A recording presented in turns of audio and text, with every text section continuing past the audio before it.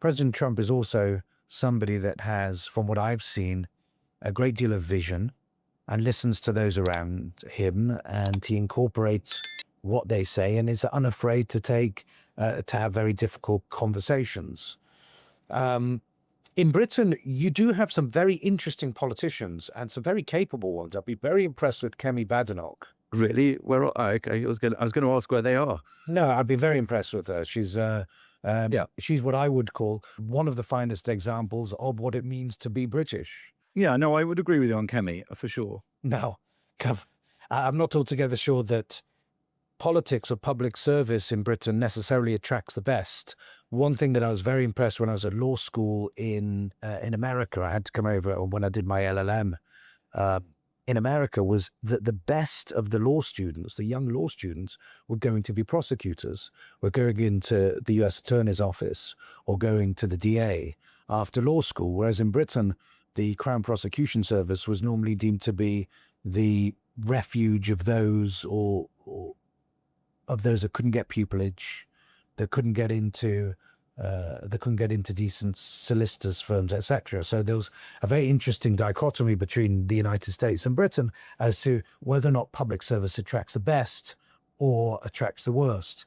Many of the people that I know or I've known in British politics, I probably wouldn't employ myself.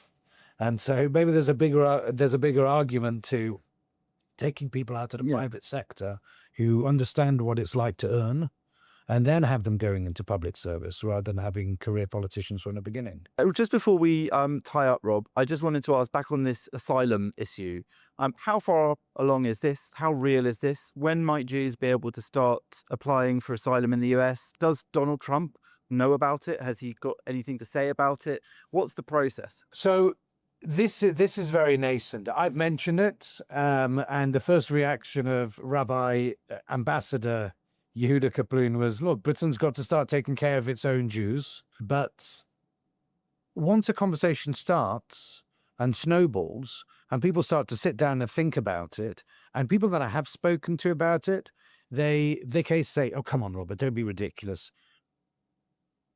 And then you see a thinking process occurring, and the cogs start turning, and then people say, do you know, it's not a crazy idea. It's not a bad idea. The thing is, many of the Jews that I've spoken to, actually, when they say, oh, could we apply for asylum, could also apply for treaty visas, investor visas. And they have their options. If they really wish to move to the United States of America, there are ways to do it as an investor, and they could do so.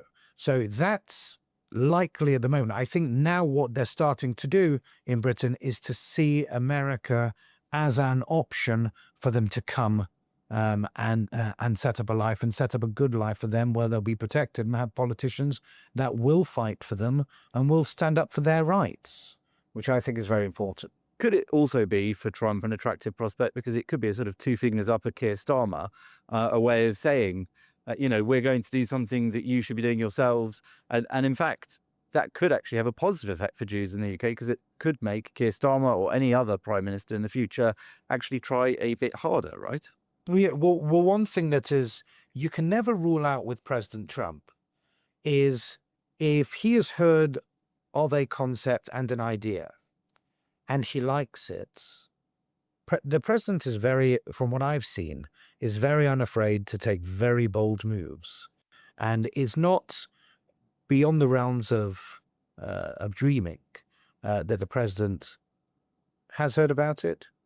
He's very well informed, could hear about it, and if the opportunity arose, could say, do you know what, President Starmer, you don't want them, we'll have them. Well, let me say, I am grateful to you for putting this into the headlines, the front page of the Telegraph, for drawing attention to this idea. I, for one, am a British Jew who would support this idea. And I know quite a few others actually who would, know quite a few others who don't like it too. But I would say people need to start to consider their options, and you are helping them to see some alternatives. And as you say, they already have options in America, even without the need to apply for asylum as sort of refugees. So I would also urge people to look at those possibilities. I think, making detailed research and plans, even if you don't decide to follow through on them, is always a good thing to do in times of tension and trouble. And when you feel that things are bad, it can even help you just to feel better to know what your choices are. So thank you, Robert, for talking with me. Thanks so much. Thanks for this intervention in world affairs. Please do keep pursuing it. Have a word in the right ears. I know that you are connected to them. And thanks so much for everything that you are doing for the Jewish community there as well. Well, we would love to have you in particular, Jonathan, over in the United States. I think that would be a great boon and a great win for everybody concerned. Well, thanks so much, Robert. Take care.